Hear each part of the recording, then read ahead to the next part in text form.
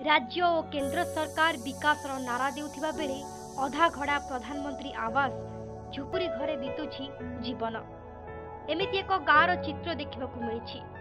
यह हेउछि बालेश्वर जिला खैरा ब्लॉक अंतरा पंचायत उसुंग गाँवर एक वास्तव चित्र नमूना। 2018 मसीह उसंग गाँवर इद्ममणि जेना स्त्री सुकुटी जेना एक प्रधानमंत्री आवास योजनार घर खंडिए मिलता। हेले इद्ममणि जेनांकर आर्थिक अभाव अनाटन जोगु निजे टंका खर्च करी घर करने पाखरे संबल नथिबा हेतु प्रधानमंत्री आवास घर को एक ठिकादार हाथ को टेकी देथिले इद्ममणि एवं तांकर स्त्री सुकुटी जेना।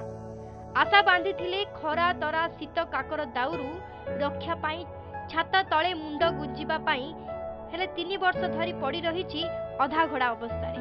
एबे स्वामी स्त्री दुई पराणी झुपुरी पल्ला को आदरी नहीं जीवन काटुछंती। सरकार को स्तररू आसीथिबा आवास योजनार 2टी किस्ती 50,000 टंका ताहा ठिकादार बोरिंग कार्य आरंभ करी ग्रेड बीम काम शेष करी छु मारिथिबा बेले 8 मीटर रड रे पिलर काम होइथिबा ताहा छात रहिबो कि भुसुड़ी पड़िबो ताहा समय कहिबो।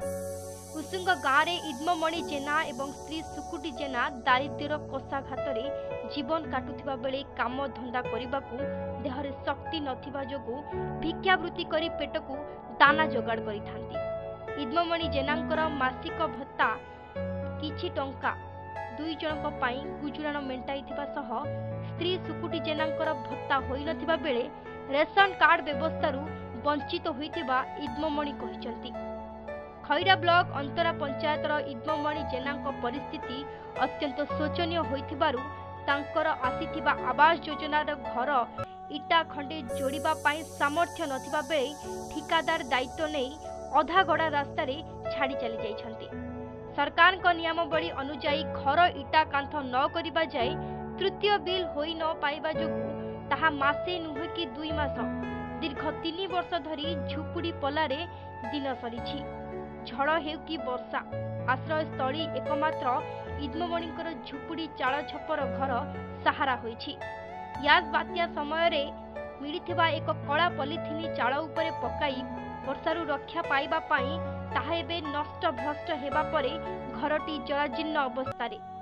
प्रशासन का पक्षरु घरटी को पुनर्निर्माण करबा पाई स्थानीय बासिंदा माने ब्लॉक कर्तृपक्षों को अनुरोध करिसंती। सिमुलियारू आनंद कुमार बेहरा रिपोर्ट कोणार्क न्यूज।